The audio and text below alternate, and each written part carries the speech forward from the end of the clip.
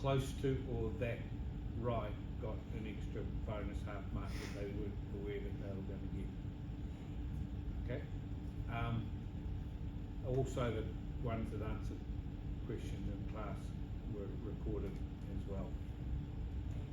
The most common thing error-wise was leaders. I think somewhere along the line, I'm not sure if Ingrid's teaching it right or what, but some of the leader lines were extremely long. You know, the bit with the arrow on the end of it, and they were crossing through all sorts of things. You've really got to try and learn to put your notes a little bit closer to what you're pointing at, and also some people still haven't got exactly where they should be starting their leaders as well. I'm not pointing at anyone, just generally talking as a rule in terms of kind of the CAD side of it.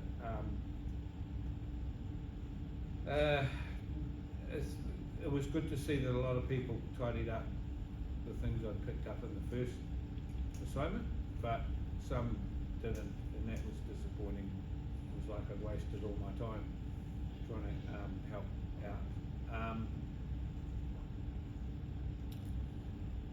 That's about all at the moment. I'll give all the feedback and the marks back. Obviously, next week sometime you'll get that. I don't always announce that it's old Moodle. You can't take a lot through the structural because structural is a different way of drawing. You remember your two drawings you did in Tech Lab communications, they were quite different. And if you're looking at text height, it's most of it's 3.5 times a scale of 1 to 20, which gives you 70. Yeah. So 17 millimeter text height and 70 millimeter arrows. Yeah. And of course, remember you don't have to do the XP. You just right click on the title block and set the scale to 1 to whatever it is. Okay, the notes and the class exercise are sitting there. We'll start with the notes.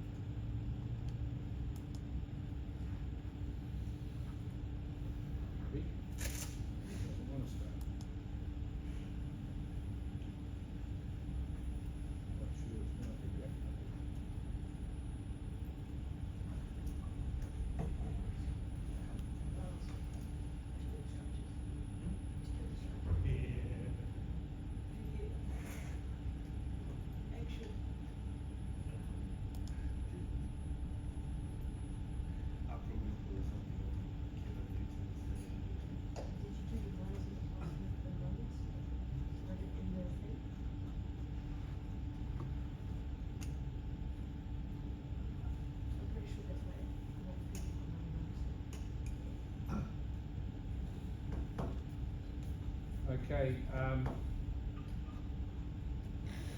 structural steel.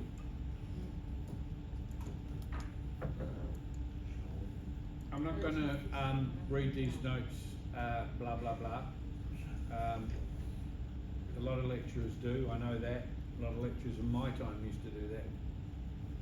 But a maths teacher used to go, we had one of those overhead projectors where he went like this and it was showing up on the screen. He just kept talking. Sometimes what was on the screen got ahead of what he was talking about. Yeah. Anyway, I don't do that, but I will point out some things that are in the test. So one of the first questions that I wrote down was, why would you use a structural steel in design rather than timber or even concrete?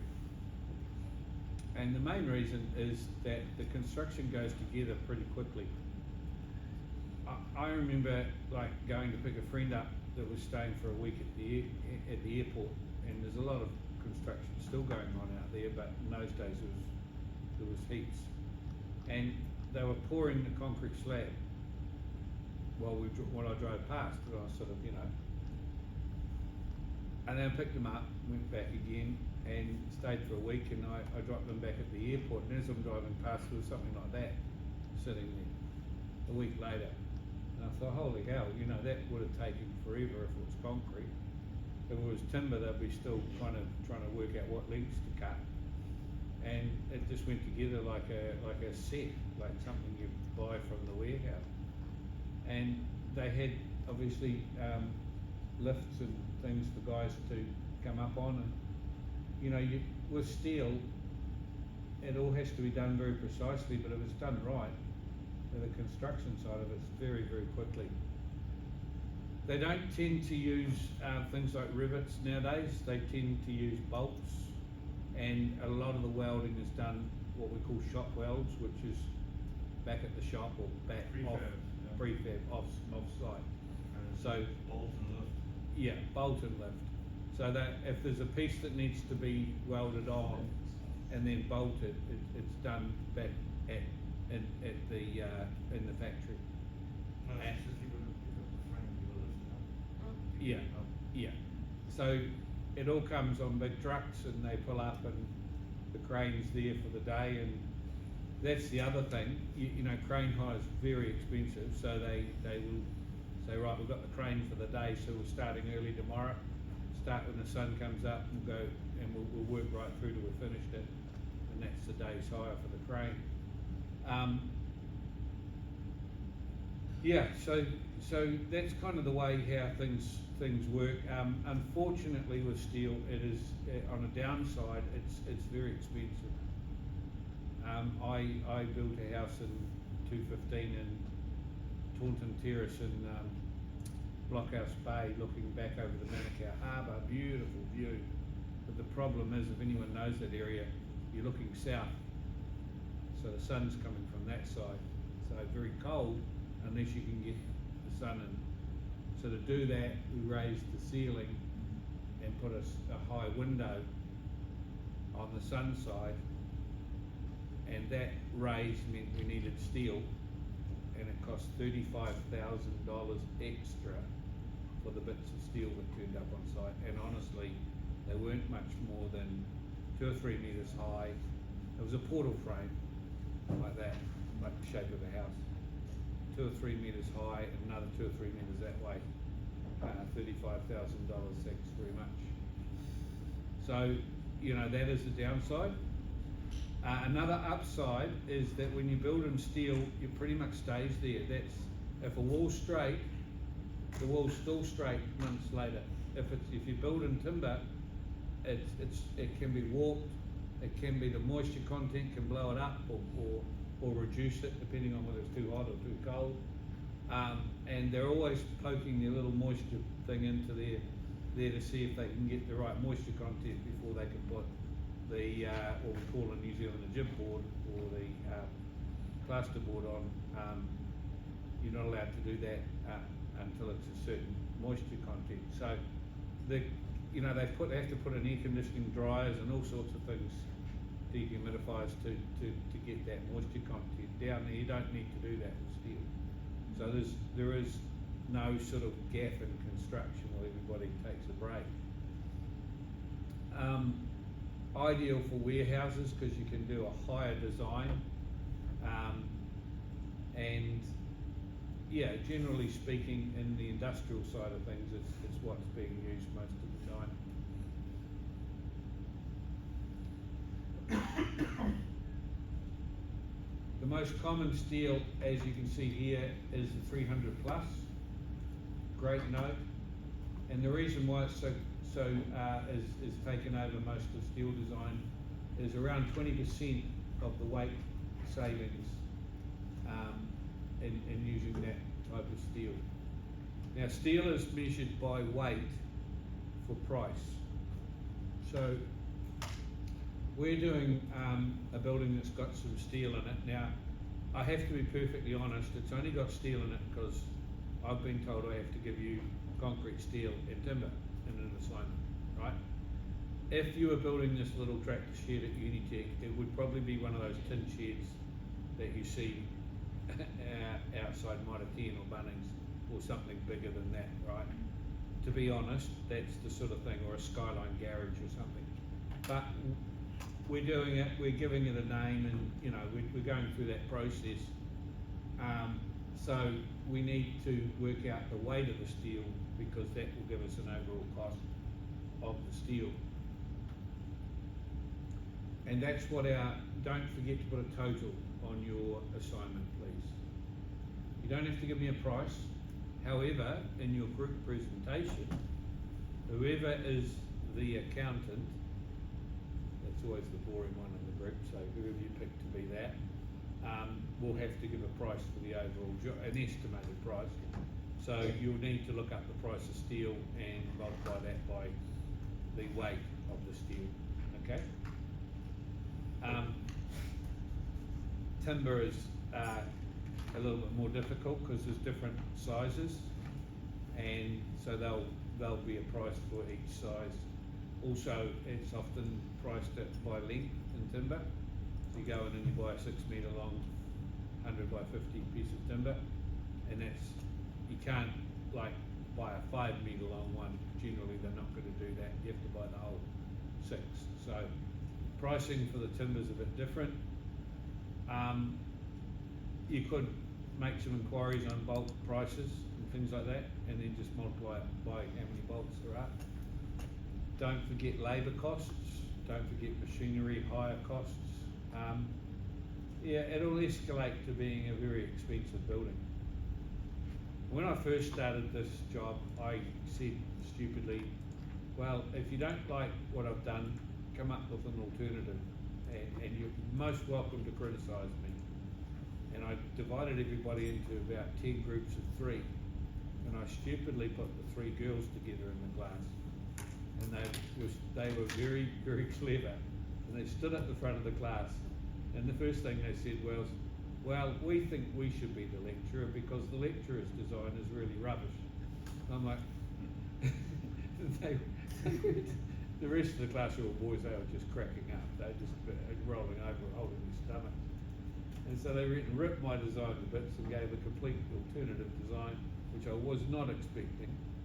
And of course I couldn't not give them high marks for doing that. And so from now on, you're allowed to suggest an alternative site and design, but you have to stick with the one I've done in terms of getting the marks, okay? Yeah, I know, there was a time when those girls were much more brighter than the guys. The other thing here is I've given a schedule of steel members. This is just an example. When you're designing steel, and this is a question in a test, one of the most important things is to find out from, now I think it's changed names now, I think it's called One Steel, and they're a branch of Fletcher's.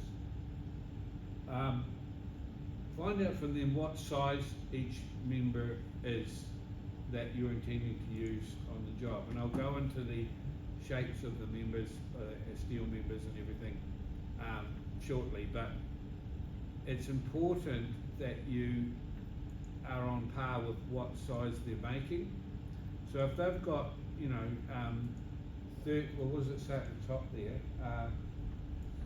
If they've got lots of 12 metre long members in different sizes, and you're using most of those members, and your building's 12 metres long, that's great. But if your building's 13 metres long, you're going to have a lot of wastage. Wastage is money, it seems stupid. You might as well make your building either 15 or 12. And there are times when you can't, I know that obviously, but where possible, design for what members are available. And we could be speaking like weeks and weeks and months for deliveries to arrive.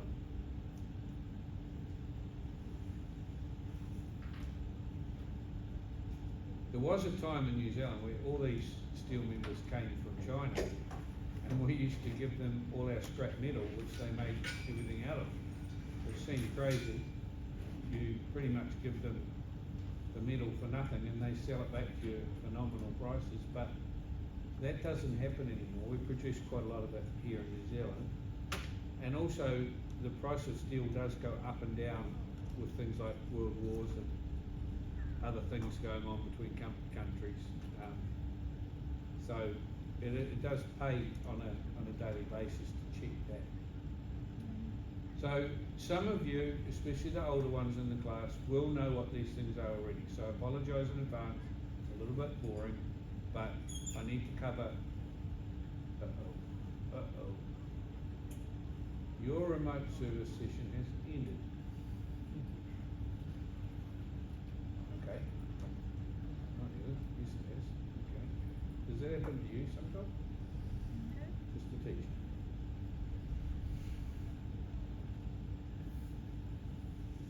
Then you can go to a dodgy website.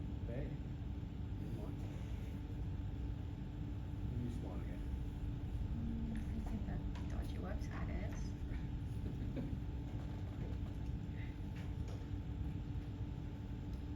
So we have, I could probably, just while we're just getting back to planet Earth, there is mostly 3 or 4 members that we use. We have what's called a universal beam, and the first thing you notice is that it's a lot taller than it is wider. We call that a universal beam. Then we have what's called a universal column, and that tends to be sort of more that shape. So he's my friend because he's about as wide as what he is tall. We call that a universal column.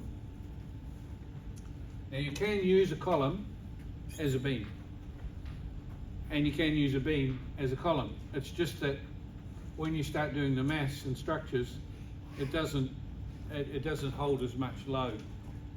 That tends to hold more load as a column because you've got more load coming down on top of it.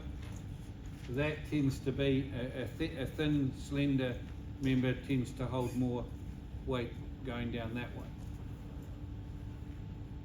Like I said, they can be switched. You can have one in a different location to the other, or the same location.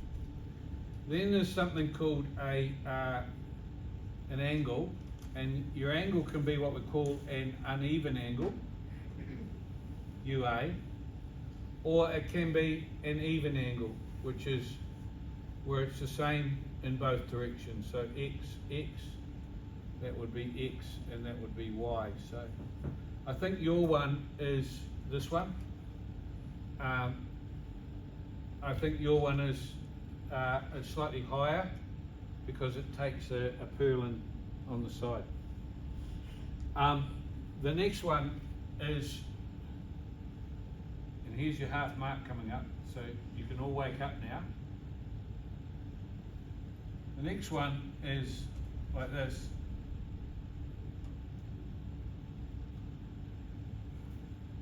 That is a PFC, and that is a TFC. What do they stand for? Your tapered form channel. A tapered, Form channel. Tapered end. close, real close. I'll give you one more chance to change the word form. Anyone else? Got to get both of them, by the way. Flange. Flange is correct. So tapered Channel. flange Flange channel, because that's tapered. Pretty bad sketch. What's that one? Parallel what? Yes, correct. I'm not quite sure what to do there. Oh, I'll give out 2 half marks. There we are. Bang, bang. I think you've already got one, haven't you? Did you give it to me the last time? The first one I didn't get it. Just give me the second one. The second one is for assignment 2, isn't it? Yes. Oh, Yes. This is for assignment 3. So, half. And that doesn't mean to say that you've got an extra day to email me, by the way. It's midnight still. And I'll just go over what they just said. Parallel, because this is parallel. Tapered, because it tapers down and tapers up. Tapered flange channel. And guess what? It's the question in the test, and you two better get it right, or you'll lose the half mark. I'll be watching you in your test. If you get that question wrong, I'm taking the half mark off you. When's the test? Beg your pardon? When's the test? Test is at the very end, just before your presentation. Do you have our marks for that? For the what? Do you have our assignment marks before that? Not assignment 3, no. Assignment 3 is held. I keep back assignment 3, yeah. No, you don't? Yes, I am playing with you, in a very nice way. Okay, sorry, I've got to get back into, I'm not quite sure whether no, I didn't. I'm not quite sure what's happening here, but the teachers' computers keep on bombing out. It happened to me in another lab. Probably me. So back into the notes again anyways.